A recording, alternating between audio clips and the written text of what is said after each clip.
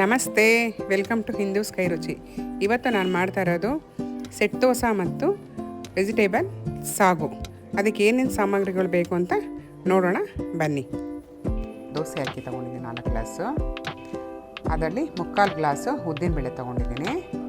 1 glass ಅವಲಕ್ಕಿ ತೊಗೊಂಡಿದ್ದೀನಿ. ಯಾವ ಗ್ಲಾಸಲ್ಲಿ ಅಕ್ಕಿ ತೊಗೊತೀವೋ ಅದೇ ಗ್ಲಾಸಲ್ಲಿ 3/4 ಗ್ಲಾಸ್ ಉದ್ದಿನಬೇಳೆ ತೊಗೋಬೇಕು, 1 ಗ್ಲಾಸ್ ಅವಲಕ್ಕಿ ತೊಗೋಬೇಕು. ಅದು ಮೆಜರ್ಮೆಂಟ್ ಕರೆಕ್ಟಾಗಿ ಬರುತ್ತೆ. ಮೆಂತ್ಯ ತೊಳೆಬಿಟ್ಟು ನೆನೆಸ್ಬೇಕು. 7 ಗಂಟೆ ನೆನೆಬೇಕು. 7 ಅವರ್ ನೆನೆಸಿದ್ದೀನಿ. ಈಗ ಉದ್ದಿನಬೇಳೆ ರುಬ್ಕೊಳ್ಳೋಣ. ಫಸ್ಟು ಸ್ವಲ್ಪ ನೀರು ಹಾಕೋಣ. ಇಷ್ಟು ನೈಸ್ ಆದರೆ ಸಾಕು.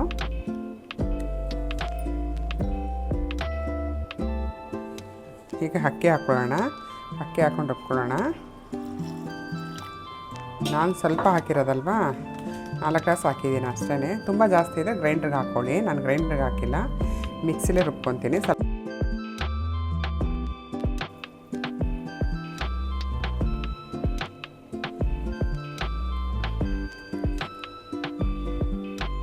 ಮೇಲೆ ಅವಲಕ್ಕಿ ರುಬ್ಕೊಳ್ಳೋಣ.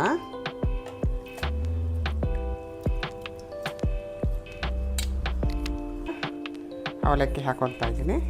ಈಗ ಎಲ್ಲ ರುಬ್ಬಿದಾಗಿದೆ. ಈಗೆಲ್ಲ ಮಿಕ್ಸ್ ಮಾಡ್ಕೊಳ್ಳೋಣ.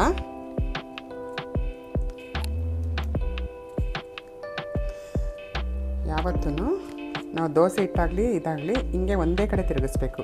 ಹಿಂಗೆಲ್ಲ ತಿರುಗಿಸೋಕೆ ಹೋಗಬಾರ್ದು. ಇದೇ ಯಾವ ಡೈರೆಕ್ಷನ್ ತಿರುಗಿಸ್ತೀವಿ ಅದೇ ಡೈರೆಕ್ಷನಲ್ಲೇ ತಿರುಗಿಸ್ಬೇಕು. ಆವಾಗ ಇಡ್ಲಿ ದೋಸೆ ಏನೇ ಆದ್ರೂ ತುಂಬ ಚೆನ್ನಾಗಿ ಬರುತ್ತೆ. ಇದಕ್ಕೆ ನಾನು ಉಪ್ಪು ಮತ್ತು ಸೋಡಾ ಏನೂ ಹಾಕಲ್ಲ. ಬೆಳಗ್ಗೆ ಉಪ್ಪು ಹಾಕ್ತೀನಿ. ಈಗ ಉಪ್ಪಾಗಿದ್ರೆ ಏನಾಗುತ್ತೆ ಅಂತಂದರೆ ಬೆಳಗ್ಗೆ ಅಷ್ಟೇ ಹುಳಿ ಬಂದುಬಿಡತ್ತೆ. ಅದಕ್ಕೋಸ್ಕರ ದೋಸೆಗೆ ಆಗಲಿ ಇಡ್ಲಿಗೆ ಆಗಲಿ ಯಾವುದಕ್ಕೂ ಉಪ್ಪು ಬೆಳಗ್ಗೆ ಹಾಕಬೇಕು. ಸೋಡಾ ನಾನು ಯೂಸೇ ಮಾಡಲ್ಲ, ಯಾಕೆಂದರೆ ಸೋಡಾ ಹಾಕೋ ಅವಶ್ಯಕತೆ ಇಲ್ಲ. ಈಗ ಕ್ಲೋಸ್ ಮಾಡೋಣ. ಈಗ ರುಬ್ಬಿದ್ದೀವಲ್ವಾ, 7 ಅವರ್ಸ್ ಆದರೂ ಬಿಡೋಣ. ಬಿಟ್ಟು ಬೆಳಗ್ಗೆ ಮಾಡ್ಕೊಳ್ಳೋಣ ದೋಸೆ. ನೋಡಿ ಪೂರ್ತಿ ಹೀಗಾಗಿ ನಾನು ಸೋಡಾ ಹಾಕಿಲ್ಲ, ಉಪ್ಪು ಹಾಕಿಲ್ಲ, ಏನೂ ಹಾಕಿಲ್ಲ. ನಾನು ನೈಟ್ ರುಬ್ಬಿರೋದು. ನೋಡಿ ಎಷ್ಟು ಚೆನ್ನಾಗಿ ಬಂದಿದೆ ಅಂತ ಅಂದ್ಬಿಟ್ಟು.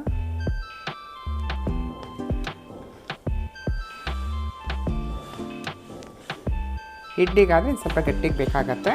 ನಾನು ದೋಸೆಗೆ ಮಾಡಿರೋದಲ್ವಾ, ಇಷ್ಟು ಹದ ಸಾಕಾಗತ್ತೆ. ನಾನೀಗ ಎಲ್ಲ ಮಿಕ್ಸ್ ಮಾಡ್ಕೊಳ್ಳೋಣ. ಮಾಡಿಕೊಂಡು ನಾನು ಇಷ್ಟಕ್ಕೆ ಉಪ್ಪು ಹಾಕೋದಕ್ಕೆ ಹೋಗಲ್ಲ. ನನ್ನ ಮನೆಗೆ ಎಷ್ಟು ಬೇಕೋ ಅಷ್ಟು ತೊಗೊತೀನಿ.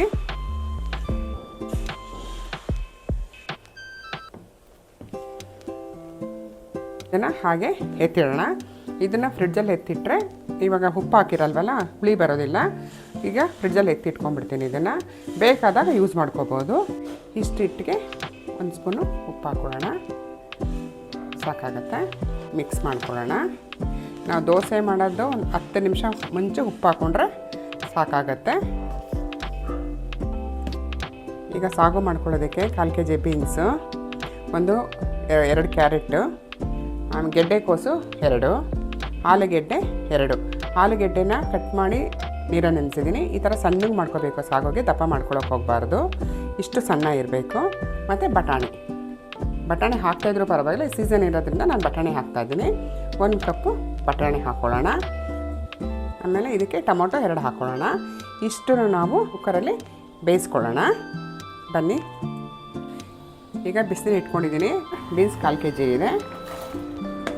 ಕ್ಯಾರೆಟು, ಗೆಡ್ಡೆಕೋಸು, ಆಲೂಗೆಡ್ಡೆ, ಬಟಾಣಿ 1 ಕಪ್ಪು ಬಟಾಣಿ, ಟೊಮೊಟೊ ಹಾಕ್ಕೊಳ್ಳೋಣ. ನೀರು ಬಿಸಿನೀರು ಆದಮೇಲೆ ಹಾಕೋಬೇಕು ನಾವು ತರಕಾರಿನ. ಉಪ್ಪು ಇಷ್ಟು ಹಾಕ್ಕೊತೀನಿ ನಾನು. ಸ್ವಲ್ಪ ಅರಿಶಿನ ಮಿಕ್ಸ್ ಮಾಡ್ಕೊಳ್ಳೋಣ.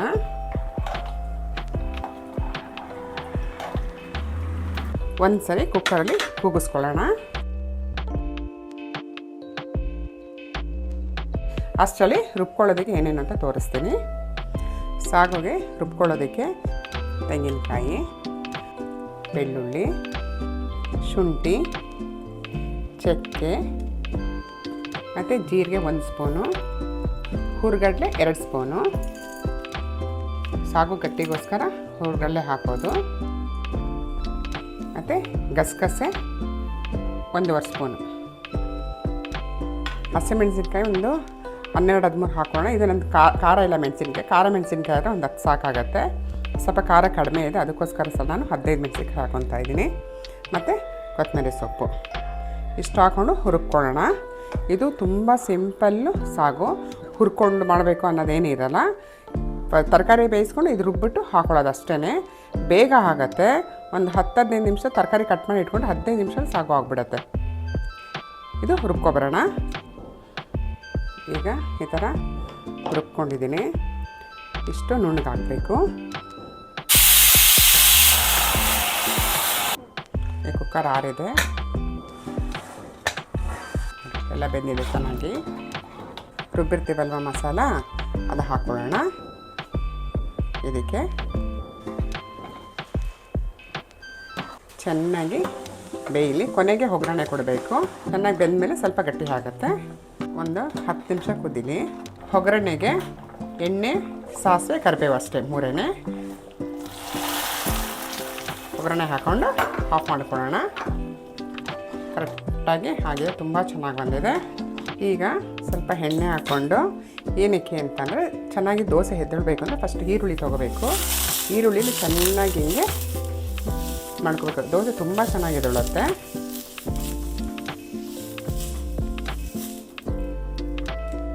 ಈಗ ಇದಾದಮೇಲೆ ಒಂದು ಸ್ವಲ್ಪ ಎಣ್ಣೆ ಹಾಕ್ಕೊಳ್ಳೋಣ. ಈಗ ಇದನ್ನು ಹಾಕೋಣ.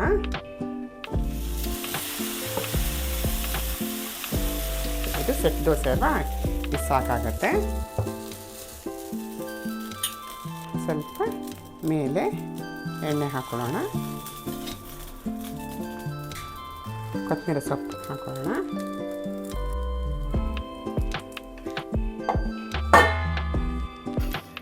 ನೋಡಿ ಹೇಗಾಗಿದೆ ಅಂತ.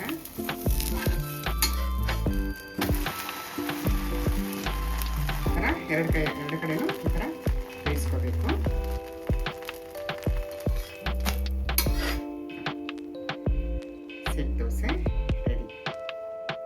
ಸೆಟ್ ದೋಸೆ ರೆಡಿ ಇದೆ. ಸಾಗು ಮತ್ತು chutney, hotel style set dosa ಮತ್ತು ಸಾಗು ಮತ್ತು ಚಟ್ನಿ ರೆಡಿ ಇದೆ. ಮಾಡ್ಕೊಳ್ಳಿ, ಈ ರೀತಿ ಚೆನ್ನಾಗಿರುತ್ತೆ. ಸಬ್ಸ್ಕ್ರೈಬ್ ಮಾಡೋದನ್ನು ಮರಿಬೇಡಿ.